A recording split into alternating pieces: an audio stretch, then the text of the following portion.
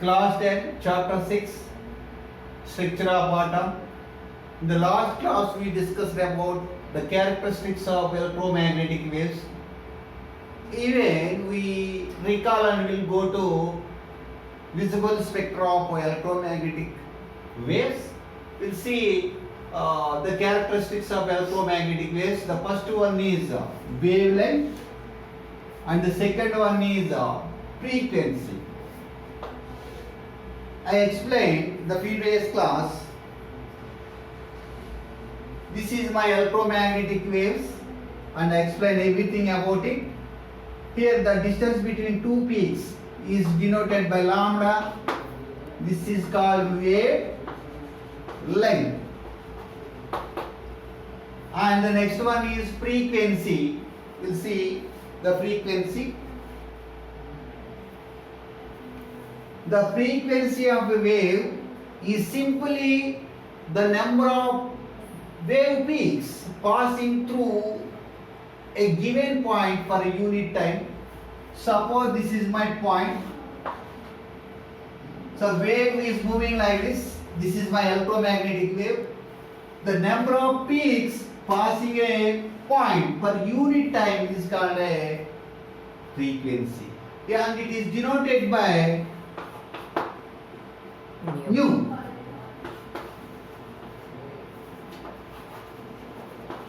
Frequency. And also I told you clearly, lambda is inversely proportional to the frequency. If wavelength is very large, the frequency is very less. The wavelength is very small, the frequency is very high. Because wavelength is very small, the number of peaks will be pass more. That's the reason lambda is always inversely proportional to the frequency.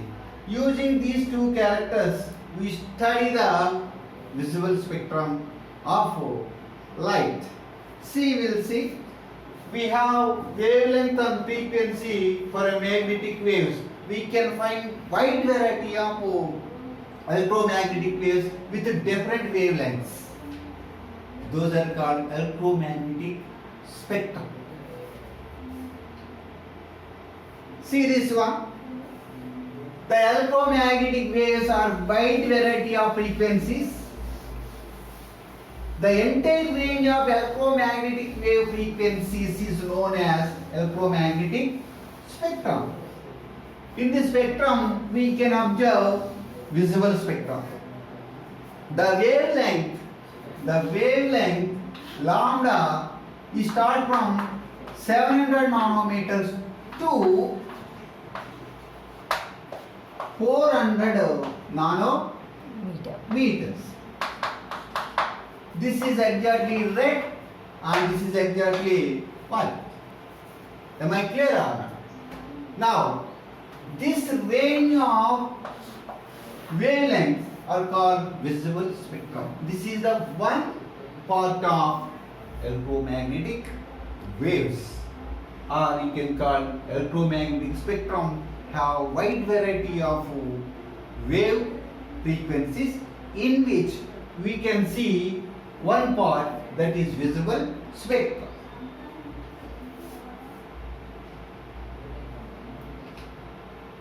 So the range of wavelength covering red to violet, red color to violet color is called a visible spectrum. This is very, very, very important. Once again I am telling you, the range of wavelength covering red to violet color called the visible spectrum. I told you clearly we can produce electromagnetic waves by the help of external energy. Suppose this is my iron rod, we are giving some heat energy to this one. The electrons inside the iron is start vibrating and forms electromagnetic waves. We see here also same thing. I would like to explain again.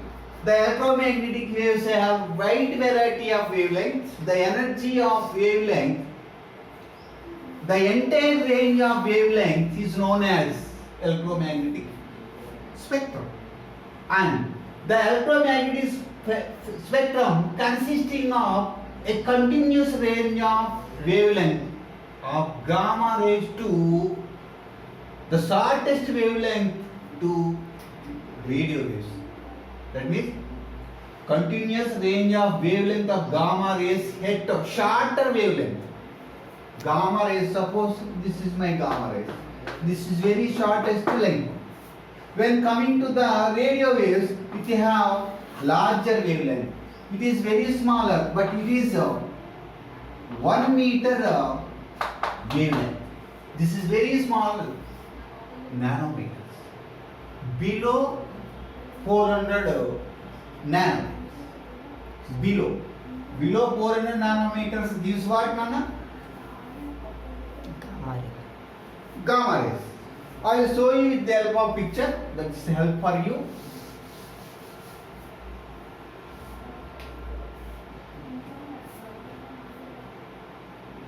Okay. I will show you. Okay. This is my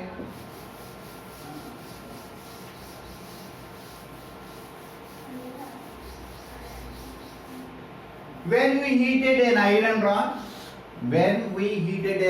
rod, some of the heat energy is emitted as a light and first turn into red. See, I will show you. See here, when we heated the iron rod, it turns red. That means it gives a red color light because the vibrating electrons inside the iron rod gives the electromagnetic wave of wavelength 700 nanometers. When we are heating more and more, it turns into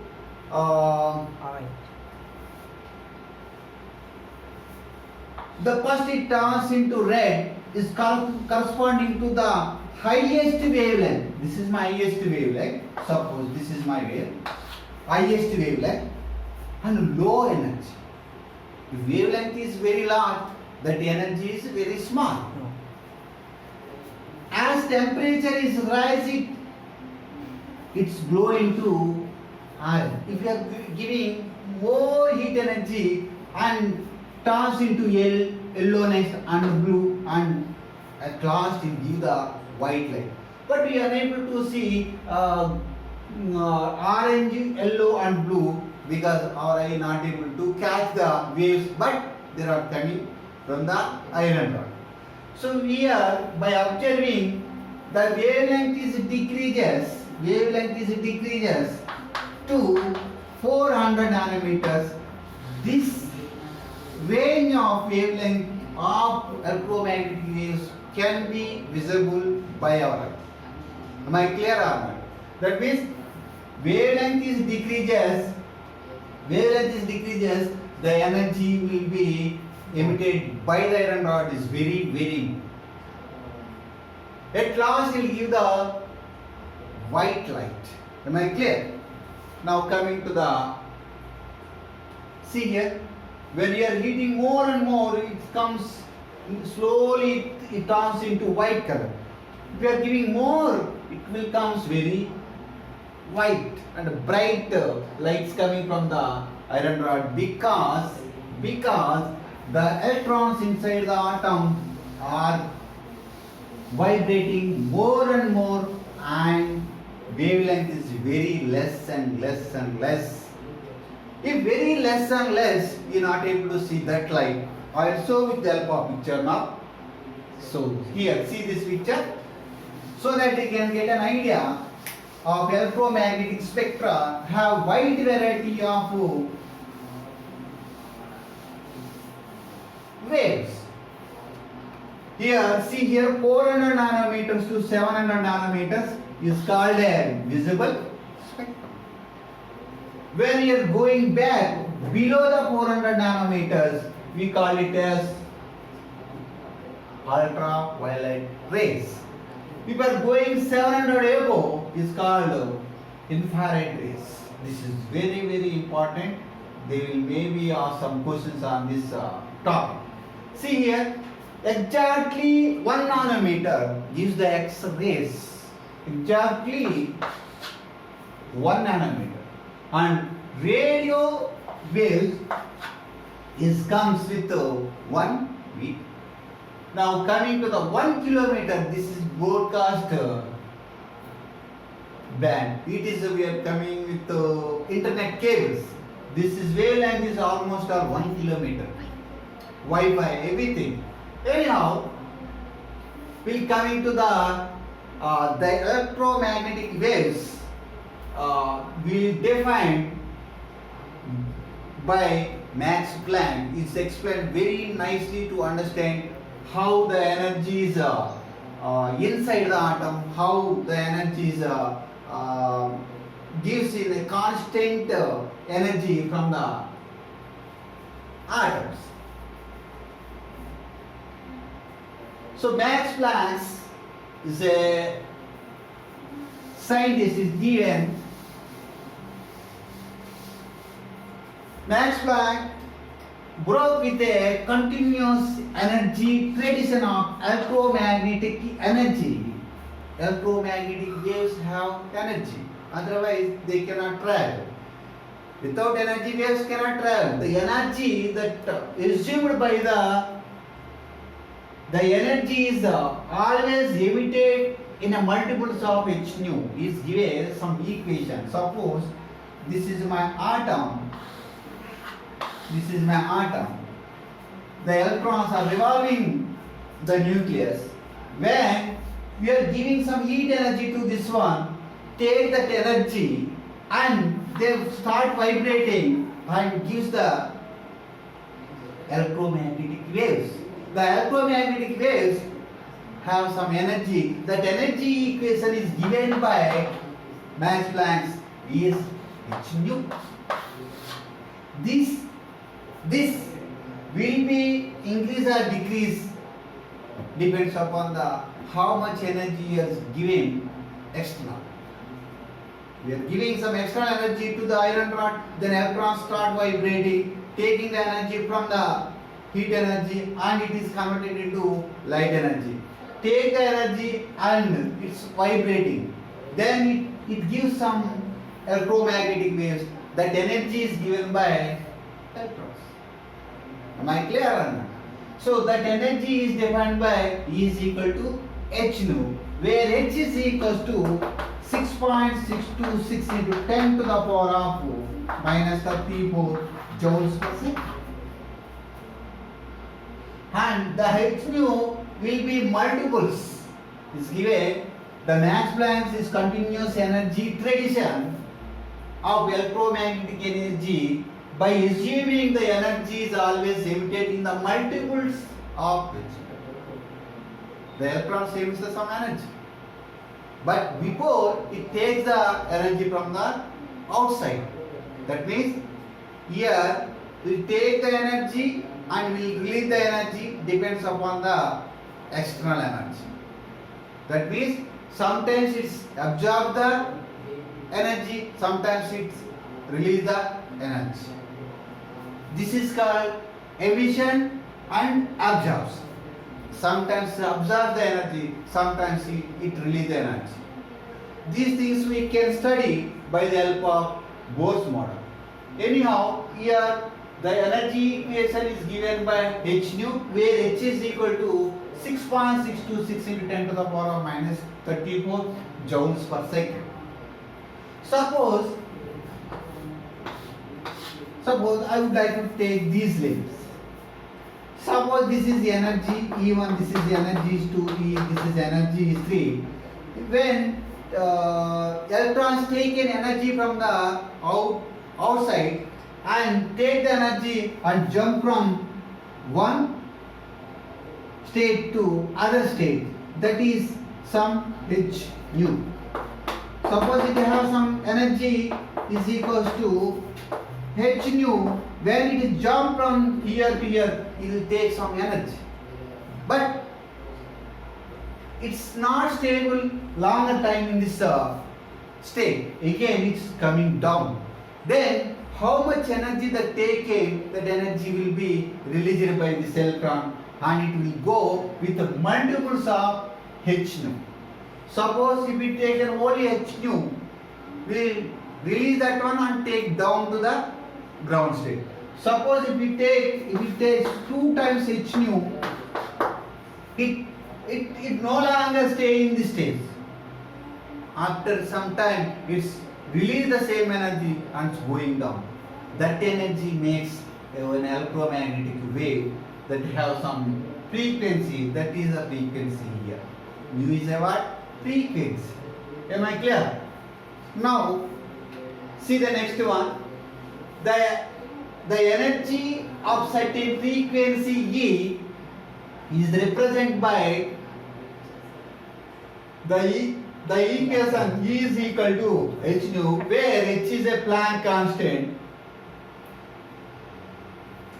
which I have 6.625 into, sorry, this is not there here, into 10 to the power minus 34 joules per second, where joules per second, where nu is any frequency of the radiation. It may be observed, it may be emitted. I told you clearly, sometimes it takes the energy and sometimes it releases the energy. That is called absorption and emission. Absorption means it takes, emission means it releases. How much energy that taken by the electron, that much of energy will be given.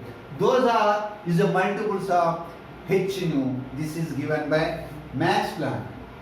This is help us to understand atomic structure or structure of atom. We know it. Atom contains protons, neutrons, and electrons, and atom is mostly hollow, and protons and neutrons inside the nucleus.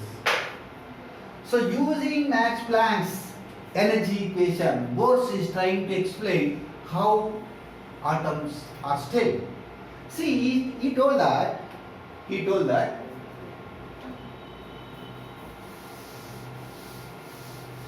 is also very important concept in the significance of Max Planck's proposal is that electromagnetic energy can be gained or lost is a discrete value, not is the continuous manner. That means it takes a constant energy and release the constant energy, but not continuous manner. That is very clear. Next one, Bohr's model with the help of Max Planck's energy equation. He is trying to explain atomic structure. He told that the atom is mostly hollow, and at the nucleus, protons plus neutrons, the weight of protons and neutrons is the weight of the atom, because electrons is negligible rate. Anyhow, the electrons revolving around the nucleus at a certain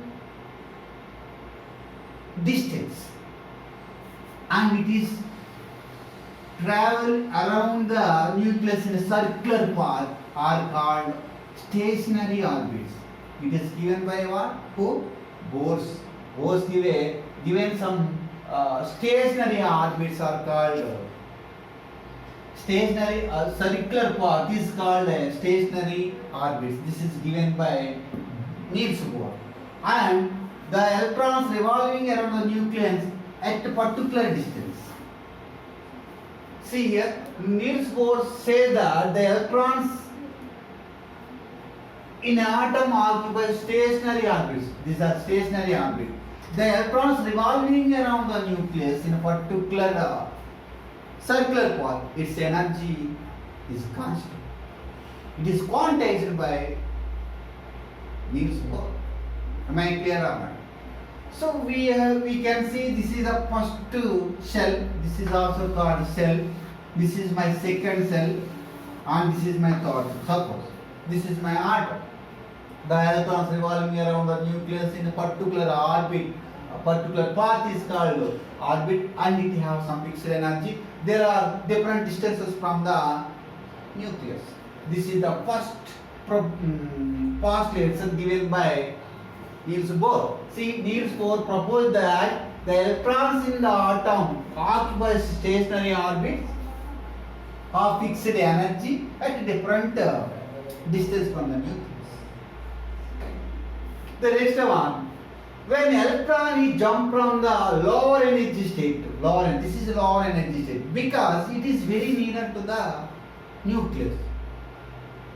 The attraction force from the nucleus to the electrons very high. That's the reason it have low energy. When distance is more, the distance is very far, the attraction between electron and protons is attraction force is very less and it gets so much energy and is traveling around the nucleus. So if it is very far, then orbit have higher energy.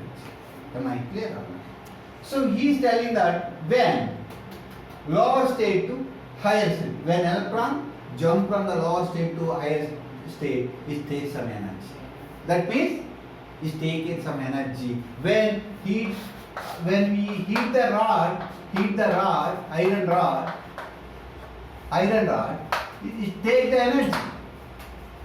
That energy is taken by the electrons and they jump from the lower state to upper state. This is ground state and this is excited state. Excited state. That means electrons is taken some energy from the external source and it is revolving around the nucleus, but no longer stay in the outermost cell. Again, how much energy that taken that releases and jump into the ground state. When you jump into the ground state, it releases some energy in the form of electromagnetic wave. It is taken energy also by the help of light or by the help of heat energy. That is also in electromagnetic waves. So the energy is taken and energy is released. This is energy equation is given by E is equal to h nu. This is given by Max Planck that help you understand how an atom is stable. So here we given this is energy level 1, this is energy, its energy is 2, its energy is 3 and so on so on. E1 is always smaller and E2 is very greater than compared to the energy E1. And this is more greater than E2. The energy levels are different in the atom. That is also very clear. Here I already explained, when electron jump from the lower energy state to the higher energy state, it absorbs the energy. I told you it absorbs the energy. Or emit the energy, such a jump occurs from higher energy state to the lower energy state. Higher energy state to lower energy state. It releases the energy, that is called emission. That emits the energy, where I written here. Emit the energy when such a jump occurs from higher energy state to the lower energy state. These are the states of electrons. Now, see here, the energies of an electron in an atom can all have certain values. That is given by E1, E2, E3 and so on. Certain values. The energy is quantized. I told you clearly, when electrons revolving here in a particular orbit, that energy is constant. When it is jump from lower to higher, higher to lower, then it emits the energy or absorbs the energy. Now, the states corresponding the energies are called energy, stationary states, and the possible values of energy is called energy levels. So every stationary state have some energy levels. This energy is lower, this energy is higher, this energy is more compared to the lower states. The next one, here The lower energy state of the electron is known as ground state. The lower energy state of the electron is called ground state. What happens when electrons gains the energy? So the electron moves to higher energy level. That means jump from some E2 to E3. That state is called excited state. These are very, very important. First, the electrons revolving around its ground state. When we are giving some energy, taken that energy and jump from the ground state to the excited state and is revolving around the nucleus. It is no longer stable in the excited state and we again jump to the original state and release the energy. That is called emission. First it will take energy and then it will release the energy. Am I clear? Now coming to the next.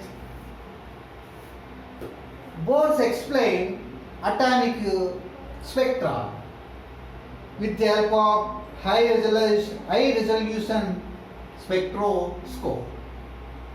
Both explain all the lines spectra observed in case of hydrogen atom. I will show you. See here we can see some red color and here we can see some blue and this is thick blue. These regions is observed and it tells that these are the atomic spectra of atom, in which is shown some black colors. Those black shadows we are not able to see because their wavelength is very small. Am I clear or not? So these are visible spectra, but is not able to explain when we see these visible spectra in high resolution spectroscope. It's divided into some more lines. Is not able to explain the splitting of visible spectra. This is also called fine spectra. Fine spectra. This was not explained by the Bose. When we see the each line is divided into some small lines. These lines are called fine spectra. This was not explained by the Bohr. See here, Bohr, but the line spectra of hydrogen atom, when we observe through a high resolution spectroscope, appears as a group of lines. These group of lines are not explained by the Bohr. Then Sommerfeld comes and explain about the fine spectrum. For this he is introducing one more orbit. One more orbit is called elliptical orbit. Bohr tells us that atom is mostly hollow and the protons plus neutrons in the nucleus and electrons revolving in the circular orbit. But Sommerfeld comes and gives one more orbit, that is elliptical orbit. He is given some elliptical orbits. Electrons not only revolving around the circuit but also revolving around the elliptical orbit. So see here, suppose this is my first cell. This is my first cell. Suppose this is my atom. Suppose this is my first cell. Here nucleus, protons plus neutrons living. The electrons revolving around the nucleus in circular path. Who gave this one? Bohr. But Sommerfeld tells us electrons not only revolving around the nucleus in circular orbit but also in elliptical orbit. So he tells us that first cell have one elliptical orbit. When we are coming to the second cell, it have two elliptical orbits. When we are coming to the third cell is getting